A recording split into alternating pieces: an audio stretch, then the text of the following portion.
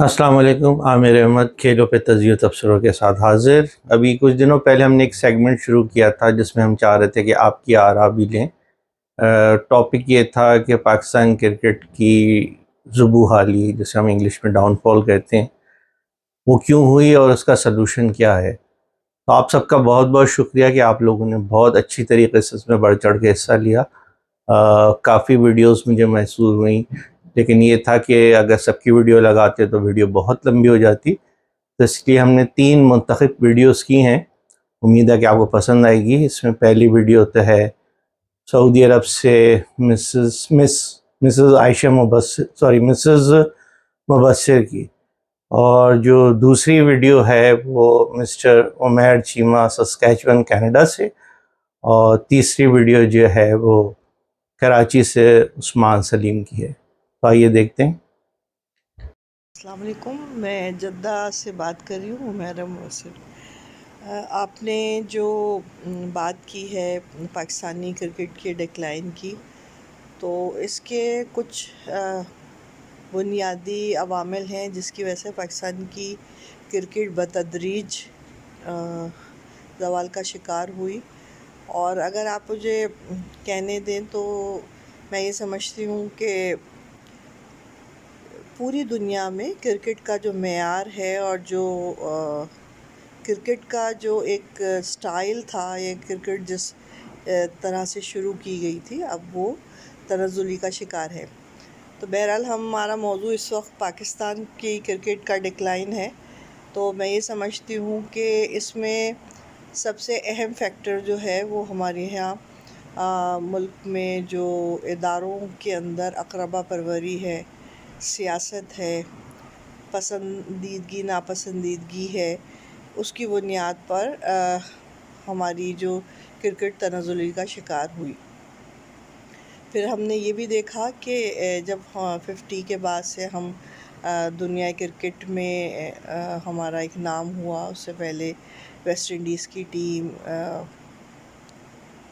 Australia की team, England की team और पाकिस्तान की टीम का एक ऐसा कैरिज़मा था जिसकी बुनियाद पर लोग इन टीमों की वजह से आते थे मैदान में।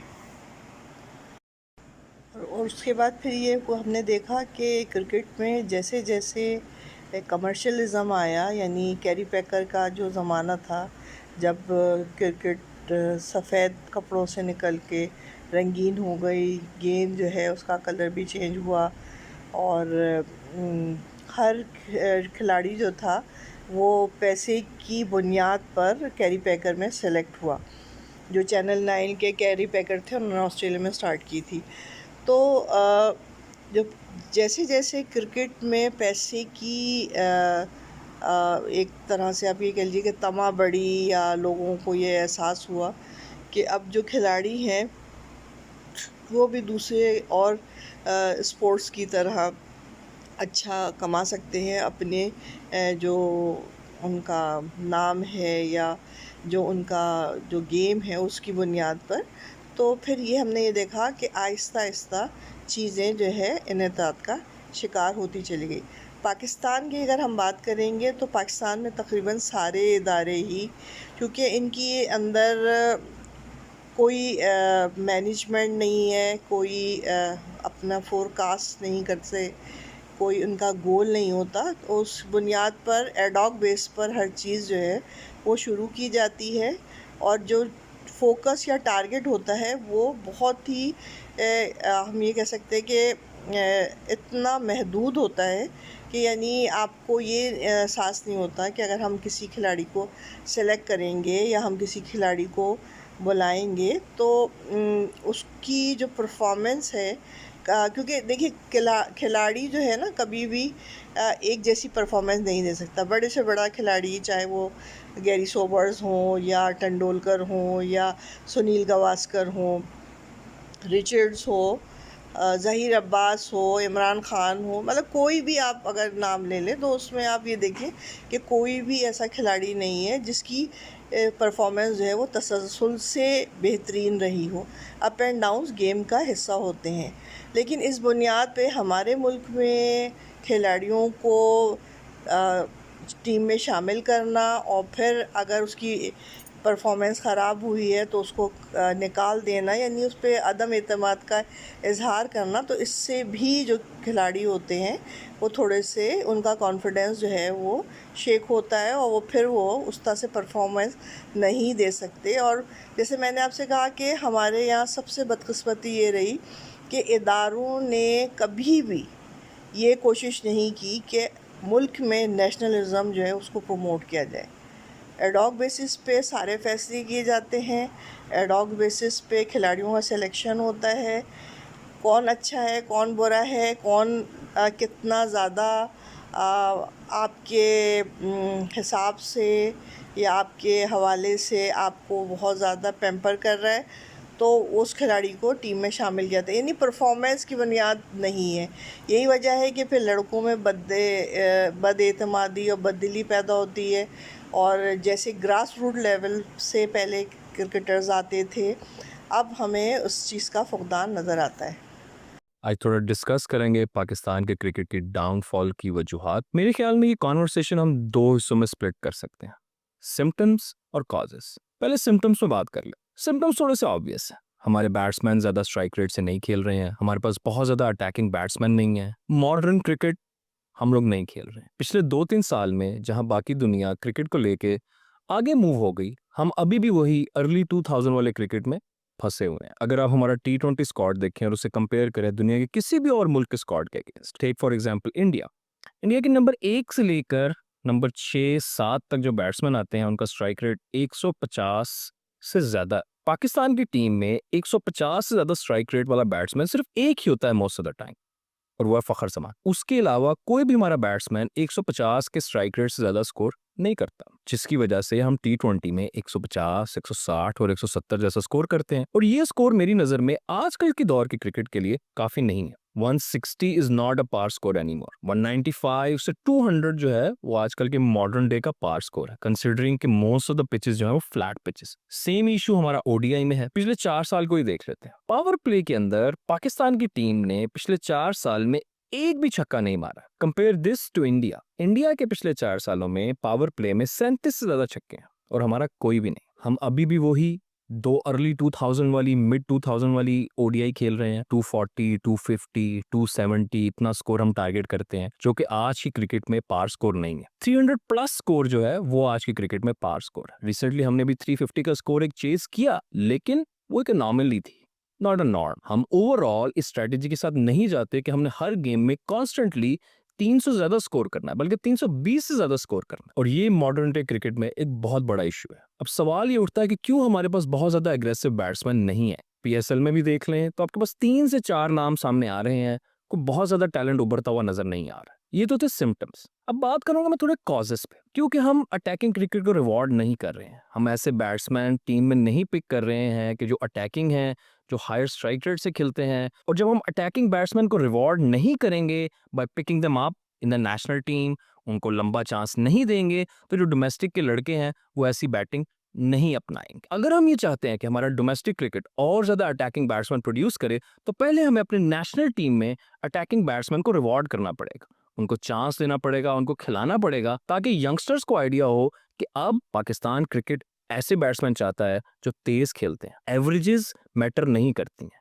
आज के दौर में स्ट्राइक रेट और रन मैटर करते हैं, और ज्यादा स्ट्राइक रेट के साथ खेलने वाले बैट्समैन आउट भी होंगे। 3-4 मैच हो सकता है वो परफॉर्म भी ना करें, लेकिन इसका ये मतलब नहीं है कि हम उनको ड्रॉप कर दें। क्यों? बात फिर वही है, हमने अटैकिंग बैट्समैन को रिवॉर्ड करना है, ताकि उनको देख के हमारा जो डोमेस्टिक का बैट्समैन है, जो हमारे यंगस्टर्स हैं, वो इस फॉर्मेट ऑफ बैटिंग को अपनाएं। और मेरा इस बात से क्या मकसद है जब मैं कह रहा हूं कि हम रिवॉर्ड नहीं करते अटैकिंग बैट्समैन? 2022 का वर्ल्ड कप है, हम मोहम्मद हारिस को टीम में लेकर आते हैं। मोहम्मद हारिस साउथ अफ्रीका के अगेंस्ट एक बहुत ही जबरदस्त किस्म की इनिंग्स खेल, उस इनिंग्स की वजह से ही वो मैच के शुरू में हमें इम्पुटस मिलता है, उस मैच को हम साउथ अफ्रीका से जीतते हैं। आज अगर आप देखें तो मोहम्मद हारिस टीम के आसपास भी नहीं। हम सब ने मोहम्मद हारिस की बैटिंग देखी हुई है, बहुत ही अटैकिंग तरह के बैट्समैन है। फिर क्या हुआ अगर वो थोड़ा सा फेल हुए हैं? वंस वी आइडेंटिफाई टैलेंट, हमें उन पर ट्रस्ट करना चाहिए, हमें उस टैलेंट के साथ स्टिक करना चाहिए, जो थोड़ा सा लंबा चांस देना चाहिए। हमने चैंपियंस ट्रॉफी से पहले आमिर जमाल, सुफियान मुकीम, इनको टीम का हिस्सा बनाई रखा, इनको हमने क्रिकेट खिलाई, लेकिन चैंपियंस ट्रॉफी में हमने इनको सेलेक्ट नहीं किया। आमिर जमाल ने बहुत अच्छी परफॉर्मेंस दी, ऑस्ट्रेलिया में, लेकिन अनफॉर्चुनेटली चैंपियंस ट्रॉफी के लिए वो टीम में जगह नहीं बना सकते। टीम में सिर्फ एक जेन्युइन स्पिनर के साथ हम चैंपियंस ट्रॉफी में उतरे, इब्रार अहमद, जबकि हमारे पास एक और ऑप्शन सुफियान मुकीम था, लेकिन हमने उनको स्क्वाड में ही नहीं रखा। बात की जाए उस्मान खान की, तो अटैकिंग बैट्समैन है, लेकिन पूरी चैंपियंस ट्रॉफी में हमने उनको चांस ही नहीं दी। तो एक यंगस्टर है जो उस्मान खान को देखेगा, जो अटैकिंग बैटिंग करता है लेकिन हमेशा बेंच पे बैठा रहता है, और उसके मुकाबले में एक और बैट्समैन है जो बहुत ज्यादा अटैकिंग बैट्समैन नहीं है, लेकिन टीम में हमेशा वो है, क्योंकि वो थोड़े से 30-40 रन हमेशा कर लेता है 40-50 गेंदों पे। तो यंगस्टर उस प्लेयर से इंस्पायर होगा, यंगस्टर स्टैट पैटर बन जाएगा, एवरेजेस पे ध्यान देगा, उस स्ट्राइक रेट पे नहीं ध्यान देगा। स्ट्राइक रेट पर ध्यान देने से मेरा मकसद है कि आप वो शॉट्स नहीं डेवलप करोगे, वो आपको शॉट्स, ज्यादा हाई स्कोरिंग शॉट्स के लिए आपको थोड़ी सी अग्रेसिव क्रिकेट खेलनी पड़ती है, थोड़ी सी रिस्क टेकिंग करनी पड़ती है, और ये रिस्क टेकिंग आप एक दिन में नहीं सीख लेते हो, ये आपको अपने कैरियर के साथ साथ डेवलप करनी पड़ती है। और ये तभी डेवलप करते हो जब इंटेंशनली कोशिश करें कि भी अब हमने जो क्रिकेट खेलनी है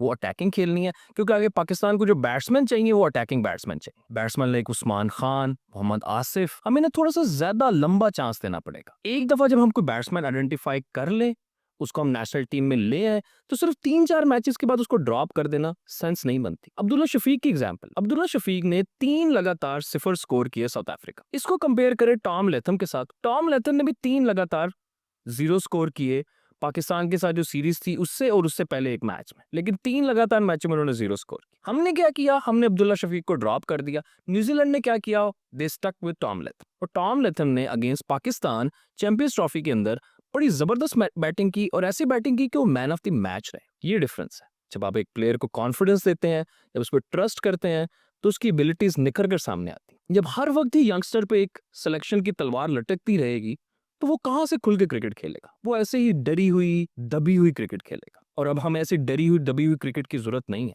इसके साथ साथ हमें अपने डोमेस्टिक क्रिकेट का स्ट्रक्चर भी थोड़ा सा चेंज करना पड़ेगा। ये रमीज राजा और उनका vision of producing Australian pitches, इन्होंने हमारा बेड़ा गर्क कर दिया। अगर आप कायद-ए-आज़म ट्रॉफी के नंबर्स उठा के देखें, तो अब मोस्टली पाकिस्तान में बॉलिंग विकेटें प्रोड्यूस हो रही हैं। लास्ट कंक्लूडेड कायद-ए-आज़म ट्रॉफी में मोहम्मद मूसा ने 5 मैच खेलकर 40 विकेटें दी, 9.23 की औसत। इसका मतलब यह है कि डोमेस्टिक में हमारे बैट्समैन बहुत ज्यादा और बहुत लंबे रन नहीं कर, बैट्समैन को कॉन्फिडेंस रन करने से ही आता है, चाहे वो बैटिंग विकेट हो, चाहे वो डेड विकेट हो, बैट्समैन रन करता है तो उससे उसको कॉन्फिडेंस आता है। और वैसे भी आजकल क्रिकेट जो है वो मोस्टली बैटिंग विकेट्स पर हो रही है, तो क्यों हम जो है ना ये ऑस्ट्रेलियन विकेट बनाने के चक्कर में, ग्रीन टॉप के बनाने के चक्कर में अपने डोमेस्टिक क्रिकेट को बिल्कुल तबाह कर रहे हैं। बेवकूफी है ये, बहुत ही स्टूपिड किस्म की स्ट्रेटजी। ना इससे हमारे स्पिनर बन रहे हैं, ना इससे हमारे बैट्समैन बन रहे हैं, और जो बॉलर बन रहे हैं वो सिर्फ उन कंडीशंस के लिए बन रहे हैं, क्योंकि बॉलिंग कंडीशन में तो बहुत अच्छी बॉलिंग कर, लेकिन जैसे ही फ्लैट विकेट्स आती हैं इंटरनेशनल क्रिकेट में, उनकी बस हो जाती है। और वंस इन अ वाइल अगर पाकिस्तान को कहीं पे बॉलिंग विकेट मिल भी जाएगी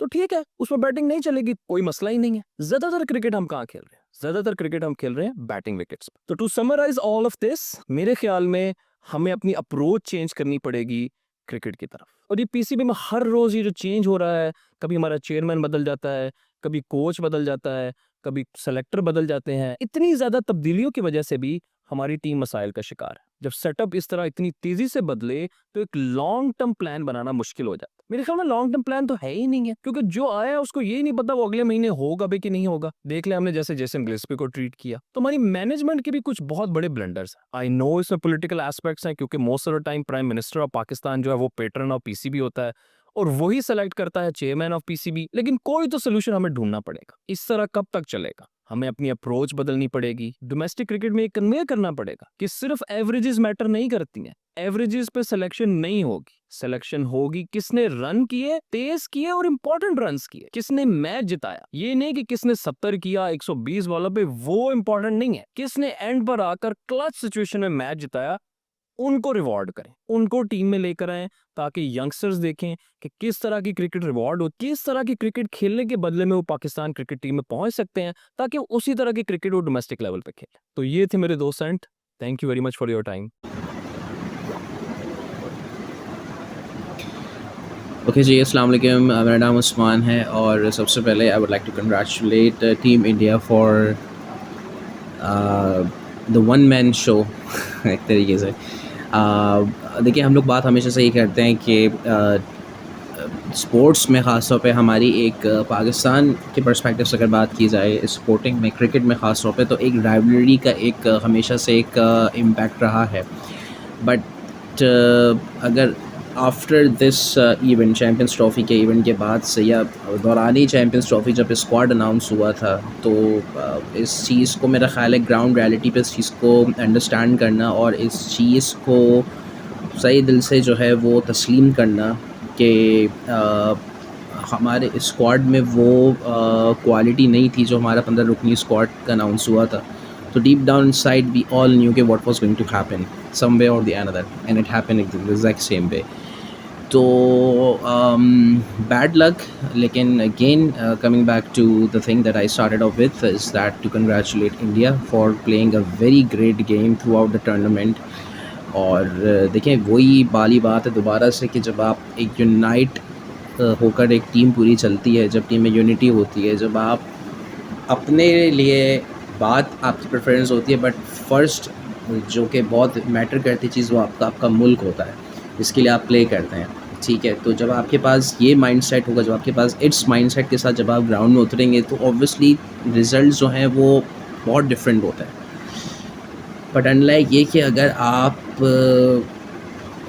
का जो पूरा टीम मैनेजमेंट से लेके जो फ्रंट एंड पे जो भी प्लेयर्स खेल रहे हैं, जब उन्हीं में इतने डिफरेंसेस ऑफ ओपिनियंस होंगे, जब आपकी सिलेक्शन कमेटी जो है वही प्योर मेरिट पे नहीं होगी, जिनको प्योर क्रिकेट की नॉलेज का कुछ ABC पता ही नहीं है, तो फिर ज़ाहिर है उसका इम्पैक्ट टीम पर आता है। और उसका सिर्फ इम्पैक्ट टीम पे नहीं आता, फिर वो विद इन द टीम भी जो है उस चीज़ को महसूस किया जाता है। खैर, बहुत सारी चीज़ें हैं और खैर अब again what is done now we have to look forward again. But फिर वही बात की जाएगी कि जैसे मैं इस बात को ओन करता हूँ और मैं इस बात को कह रहा हूँ कि as a fan, to be very honest, I am done with this Pakistan team. मेरा अब वो दिल नहीं चाहता है कि मैं अपनी इस टीम को, जिसके लिए इतनी स्पिरिट हमारी इतनी हाई होती थी जब मैचेस होते थे पहले के टाइम पे, जब हम लोग इतने एक्साइटेड होते थे, it all has vanished, to be very honest. और इस चीज़ को ये लोग सिर्फ इस तरीके से अपने फैंस का प्यार दोबारा से हासिल कर सकते हैं। मैं समझता हूँ कि अगर सही मायनों में हम अपने रिज़ल्ट्स में वो चीज़ रिफ्लेक्ट करें, जो अब हम नेक्स्ट क्रिकेट जो भी अब हम खेलेंगे, कोई भी सीज़न होता है, कोई भी टूर होता है, जैसे कि न्यूजीलैंड का टूर आने वाला है, अगेन उस पर अगर देखा जाए जो स्क्वाड का अनाउंस हुआ है, तो उसमें सिर्फ मोहम्मद रिजवान और बाबर आजम को T20 से निकाल दिया गया है, ठीक है। बाकी वही वाली जो प्लेयर्स की एक लॉट चलती आ रही है, उनको कुछ को उधर डाल दिया है ODI में, कुछ को T20 में डाल दिया है। तो मैं समझता हूँ ये भी एक बहुत हाई लेवल की डिसेप्शन है और फैंस के साथ और क्रिकेट के साथ, जो मैं समझता हूँ जो कि एक अच्छी चीज़ नहीं है। तो ऑपरेशन और सर्जरी जो भी इसको ये लोग नाम दे रहे थे, ये लोग बोल रहे थे कि भाई सर्जरी होगी, तो उस चीज़ को इन्होंने पूरी तरीके से जो है क्या कहते हैं, ओन नहीं किया और उस चीज़ को रिफ्लेक्ट नहीं कराया टीम में, क्योंकि वही प्लेयर्स दोबारा से आ रहे हैं, वही प्लेयर्स खेल रहे हैं। चांस जो कंप्लीट हम कह रहे हैं कि आप पूरा एक चांस दें एक टूर में, T20 में ख़ास तौर पे आप नए लड़कों को चांस दें। आपके पास जो पोटेंशियल है, जो आपके जो प्लेयर्स आपके ऊपर नहीं आ सके, आप उन प्लेयर्स को लेकर आएँ, आप उनको चांस दें। और अभी आपके पास PSL आ रहा है, इतना बड़ा स्पोर्टिंग इवेंट है आपका, तो ये मैं समझता हूँ कि ये सारी साइंस हैं। अगर आप सही मायने में इन चीज़ों को यूटिलाइज़ करना चाहें कि आप through out from your management, जो आपकी PCB की मैनेजमेंट है, आप वो चेंज करें, ठीक है। चेयरमैन साहब तो अब बैठे हुए हैं, अपनी कुर्सी पे बैठे हुए हैं, वो तो अब चेंज नहीं हो सकते, मोहसिन नकवी साहब, लेकिन उनको भी चाहिए कि क्रिकेट को पॉलिटिक्स से मिक्स ना करें, क्रिकेट को जो है क्रिकेट के परसेप्शन से आइडियलाइज़ करें, ठीक है। और ये मैं एक और चीज़ समझता हूँ कि इसमें मैं समझता हूँ कि किसी किस्म की कोई बुराई नहीं है कि अगर आप किसी दूसरे क्रिकेटिंग बोर्ड से अगर आप उनकी टैक्टिक्स को जो है ओन करें या उनकी चीज़ों को समझ सकें कि वो किस तरीके से मतलब ये कि उनकी क्या अप्रोच होती है किसी भी इवेंट में, जब वो इंटर होते हैं तो वो किस तरीके से अपने प्लेयर्स को चांस देते हैं, उनको यूटिलाइज़ करते हैं। तो ये सब चीज़ें जो कि आप सीखते हैं एक तरीके से, तो इसमें कोई गलत बात नहीं है। अगर आप, चूँकि आपका प्योर क्रिकेट का बैकग्राउंड नहीं है, तो आप जो है वो सीनियर प्लेयर्स जो हो गए उन मतलब उन वो जो है इसमें एक इम्पॉर्टेंट रोल प्ले कर सकते हैं अगर उनको चांस दिया जाए। वसीम अकरम को मैं समझता हूँ कि आप लेकर आ सकते हैं, ठीक है, एज अ मतलब ये कि हमारी इसमें क्या कहते हैं बैटिंग या बॉलिंग कोच, ठीक है। सकलैन मुश्ताक का भी सुना है कि जो है वो उनको अपॉइंट किया है दोबारा से। और इसी तरीके से जो आपके सीनियर प्लेयर्स हैं, पूरी एक कमेटी बैठे एक साथ, सारे प्लेयर्स और सीनियर्स बैठें और इस चीज़ को समझें, इस चीज़ पर कोई स्ट्रैटेजी बनाएं कि किस तरीके से जो है क्रिकेट को मज़ीद इम्प्रूव किया जा सकता है। तो बस ये सारी चीज़ें हैं। बाकी आपका PSL आ रहा है, आप अपने PSL you should look very closely to this event, क्योंकि उसके बाद आई बिलीव अगस्त सितंबर में एशिया कप आ रहा है, ठीक है। तो आई डोंट नो, लेकिन अगर यही माइंडसेट रहा, यही अगर थिंकिंग रही, यही रिजिड माइंडसेट रहा, तो इस रिजिड माइंडसेट के साथ आप अभी जिस तरीके से चैम्पियंस ट्रॉफी में आपका बेड़ा गर्क हुआ है, I don't find it hard to say कि एशिया कप में भी खुदा ना खास्ता अगर आप बिग चेंजेस लेके नहीं आते, अगर आप चांस नहीं देते, तो it's very easy to predict कि यही चीज़ें रिपीट होनी है ऑन एंड ऑन, ठीक है। तो क्रिकेट का जो एक स्पिरिट थी उसको सिर्फ दोबारा से रीगेन करने का तरीका यही है कि आप वो डिसीजंस लें जो कि सही मायनों में रिफ़्लेक्ट हों और नज़र आएँ, जो पॉजिटिव चेंजेस हों। आप दूसरे नए लड़कों को चांस दें, आप उनको लेकर आएँ, ठीक है, ये बहुत ज़रूरी है। बस मैं यही कहना चाहूँगा, ये सारी बातें। चलें, थैंक यू। अभी आपने तीनों वीडियो देखी, उम्मीद है कि आपको पसंद आई होगी। हम अपना ये सेगमेंट जारी रखेंगे। कमेंट सेक्शन में आप हमें भी गाइड कर सकते हैं कि आप क्या चाहते हैं, किस टॉपिक पे बात हुई जिससे हम आवाम हमसे बात कर सके, और फिर उसके बाद वो अपनी वीडियो भेजें और फिर उसके बाद हम उसमें मुंतखब करके अपने वीलॉग के अंदर लगाएंगे। तो इसके साथ अलावा ज़्यादा से ज़्यादा वीडियो को शेयर करें, लाइक करें और बेल आइकॉन पे क्लिक करें ताकि आने वाली वीडियो आप तक पहुंच सके। अब तक के लिए इतना, अल्लाह हाफ़िज़।